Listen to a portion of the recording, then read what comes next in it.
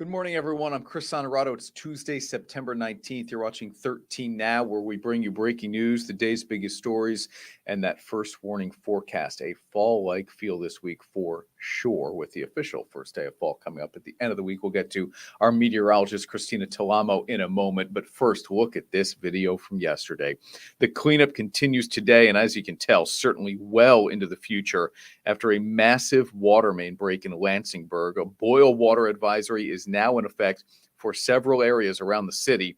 The deputy mayor told News Channel 13 they're still looking into the exact cause of all this, but it's likely wear and tear. The pipe that burst was installed in 1916. One man told us he had a foot of water in his basement, and that because of the force of the water, he couldn't even open his back door. Happening today, the murder trial against Jacob Klein continues. That's after most of the jury was selected yesterday. Still, two more alternates need to be picked today. Klein is the man accused of torturing and killing a physician assistant in his home last year in New Scotland.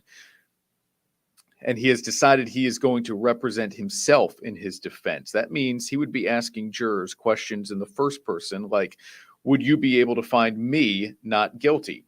Family members of the victim, Philip Rabati, were in the courtroom as jurors were questioned yesterday. The trial, we're told, is expected to last about 10 days. Now, our meteorologist, Christina Talamo, joins us here on 13 Now. Look at that first warning forecast with Christina, that first official day of fall coming up on Saturday, but we might as well just call it fall now because the overnight lows make for nice sleeping weather, but we're certainly not, it's all relative, but not warm out there, not hot out there anyway. We can probably say goodbye to the 80s, it looks like. Yeah, that's for sure, Chris. It's definitely, even though fall technically doesn't start till Saturday, we're kind of well in it already. So we're feeling low humidity is really great for me. So I'm pretty thrilled about that. But of course, this is the time of year we see the temperatures start to go down. And we're seeing that over the next couple of days leading up to that first day on Saturday. So we can kiss the heat and the humidity goodbye for a little while there. We'll see those temperatures again only in the lower 70s. And we'll see plenty of sunshine in the near forecast. Let's take a look at that CDPHP first warning weather cam in Catskill. It's 64 degrees to start off this morning. Blue skies out there, few fair weather clouds. Nice start to the day today. Really not going to be too bad out there. There is the chance for an isolated instability shower or two, but for the most part, we will stay dry as we head throughout the afternoon today. So more of the same, but it will be a little bit cool. First warning live Doppler radar showing a few spotty showers in the Catskills, the Adirondacks as well. Notice that activity, though, kind of fizzling out once it reaches our area. But the rest of the region, we're going to be looking at dry weather through the day today. In and out clouds and sunshine.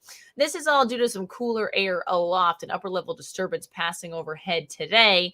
But the batch of the rain, the main batch of rain, well off to our north and east, that's associated with that low pressure system that brought us all that rain yesterday. So cloudy, wet day with that low pressure system now well off to our north and east. So we can look at some drier weather for this afternoon.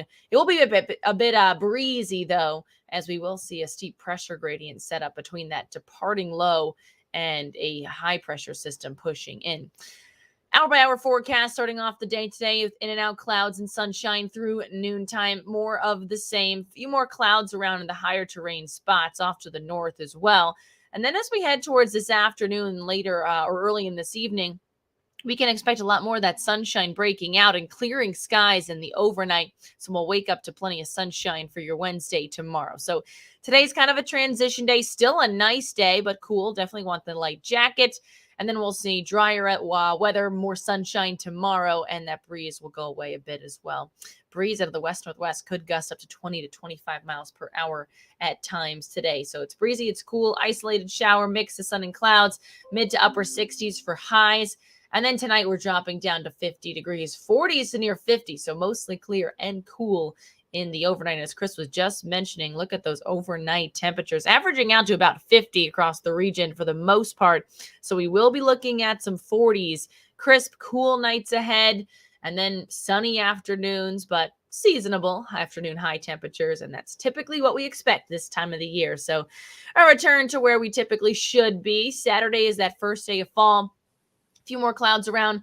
Does look dry, but there is a system that we will be tracking, a coastal system developing over the southeast, and that will start to track northward by the end of the weekend into the start of next week. So that's why we have rain chances there. Again, nothing is set in stone. A lot of uncertainty with this system, the timing, the track, a lot of that. So things could still change. But right now, I put the chances of rain in there for Sunday and Monday. But we could end up dry, could end up a little bit wetter. We'll have to keep an eye on how that system plays out. But otherwise, next couple of days, really can't complain with the forecast. Yeah, we'll take it before we have to worry about rain early next week, if at all. Thanks, Christina. Of course, Christina is with us every single weekday morning on News Channel 13 today, which starts at 5 a.m. Before we go, some good news to share with you here. A former basketball, well, he's still a basketball star, but a former high school state champion in Schenectady is back home, and he has been for a while in the capital region, and he continues to give back to his community through a nonprofit organization he created called Parsons Mantle. This is Rayshawn Freeman. He won that state title at Schenectady in 2001, and now he's doing all he can to make a positive impact on kids. That's where that organization, Parsons Mantle, comes into play. Freeman says without basketball and family influences like his grandmother and mentors in the community, he may not have found the path that led him to playing at and graduating from UMass and then onto a successful career internationally. And now, as you can see, Freeman is in the middle of a project at a building at 1 Robinson Street in Schenectady. His vision is to turn that into a community center for kids where they can play basketball, focus on schoolwork, but also meet and talk with positive people in the community to keep them on the right track, something that Rayshawn says he owes a lot of his success to while growing up in Schenectady.